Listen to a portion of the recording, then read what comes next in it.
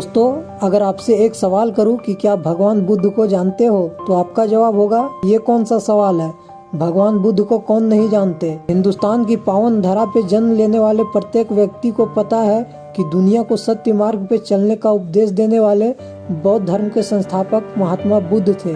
लेकिन दोस्तों, अगर मैं आपसे ये कहूँ कि ऐसी क्या वजह रही होगी कि महलों में पलने वाले राजकुमार सिद्धार्थ से भगवान बुद्ध बन गए। ऐसी क्या वजह रही होगी कि सिद्धार्थ ने अपने पुत्र को रास्ते का कांटा कहा। ऐसी क्या वजह रही होगी कि सिद्धार्थ ने अपनी बीवी अपने बच्चे को छोड़ के सन्यासी बन गए। तो दोस्तों, ऐसे बहुत सारे सवाल है जिसका उत्तर शायद आप नहीं जानते होंगे। तो ऐसे बहुत सारे सवालों का जवाब आपको मिलने वाला आज के इस वीडियो में। लेकिन दोस्तों, वीडियो को शुरू करने से पहले मेरा आप लोगों से एक छोटा सा रिक्वेस्ट है कि यदि आपको हमारा वीडियो अच्छा लगता हो तो प्लीज वीडियो को लाइक करें।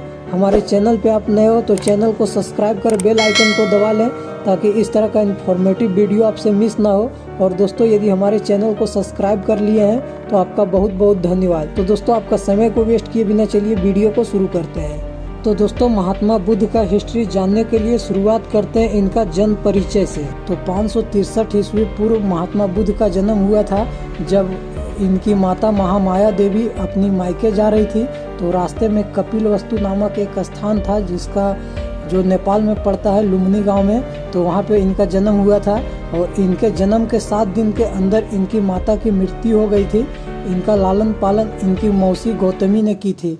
इनके पिता का नाम राजा सुद्धोधन था। तो दोस्तों, अब बात करते हैं महलों में पलने वाला एक राजकुमार अपना राजपाट छोड़ के सिद्धार्थ से संत क्यों बन गए। तो जब महात्मा बुद्ध अपने माता के गर्भ में थे उस समय के ज्योतिषाचार्य लोग जो है भविष्यवाणी किए थे कि ये बालक अति तेजस्वी संत बनेगा, मोह माया के बंधनों को त्याग कर ये सत्य की खोज करेगा और घर परिवार सब छोड़ देगा। ये बात सुनकर राजा सुद्धोधन काफी चिंतित हो गए कि अगर मेरा बेटा संत बन जाएगा तो मेरा वंश कैसे चलेगा। तो इसके लिए इनके जन्म पश्चात सारी सुख सुविधाओं का प्रबंध महल के अंदर ही करवा दिया गया। महल के बाहरी दुनिया के सुख दुख से इन्हें वंचित रखा गया। 16 वर्षों की उम्र में एक सुंदर कन्या से इनका विवाह करवा दिया गया ताकि पारिवारिक बंधनों में सिद्धार्थ बंधा रहे। विवाह पश्चात 1 वर्ष बाद सिद्धार्थ ने अपने पिता से महल से बाहर भ्रमण करने की इच्छा जताई। सिद्धार्थ के मन में एक अजीब सा हलचल हो रहा था। महल में सिद्धार्थ को घुटन महसूस हो रही थी। राजा सुद्धोधन ने पूरे व्यवस्था के साथ सिद्धार्थ को महल के बाहर घुमाने का प्रबंध करवाया। फिर एक दिन घोड़े के रथ पे सिद्धार्थ महल के बाहर घूमने निकल पड़े। कुछ दूर जाने के बाद रास्ते में इन्होंने एक बूढ़ा आदमी को देखे। फिर अपने सारथी चन्ना से पूछे कि ये आदमी कौन है, लाठी पकड़ के क्यों चल रहा है।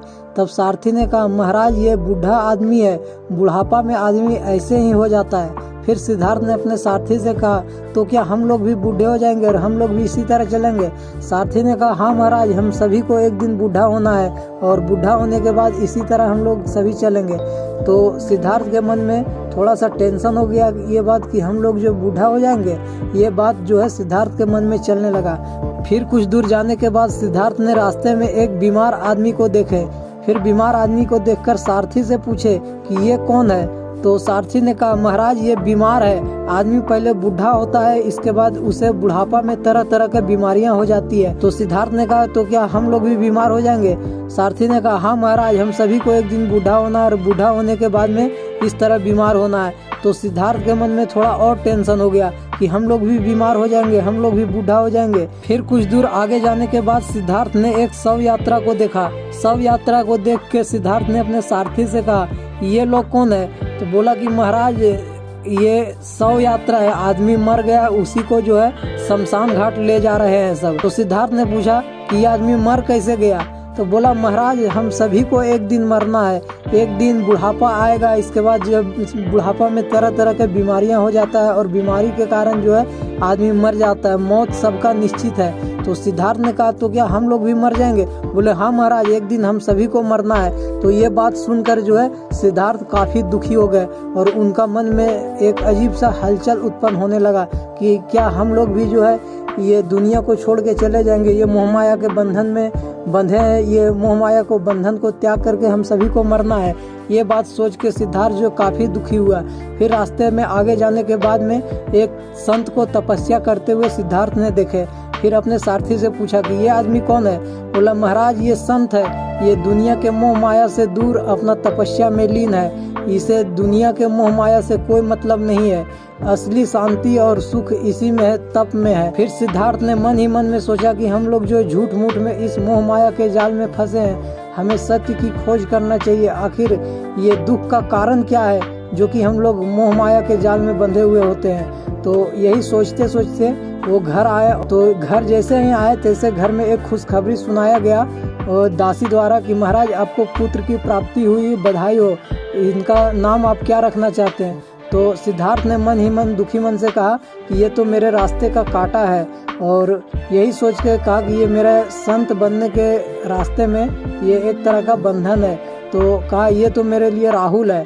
तो दासी को लगा कि सिद्धार्थ ने अपने पुत्र का नाम राहुल रखा, पर ऐसा कुछ नहीं था।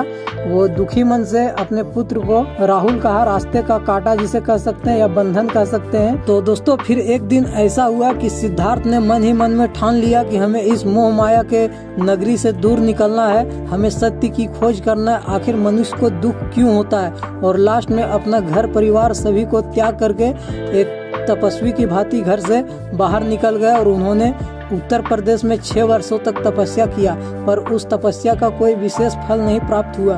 फिर जो है सिद्धार्थ ने गया में आके बोधि वृक्ष के नीचे तपस्या किया और तपस्या करने के पश्चात उन्हें ज्ञान की प्राप्ति हुई।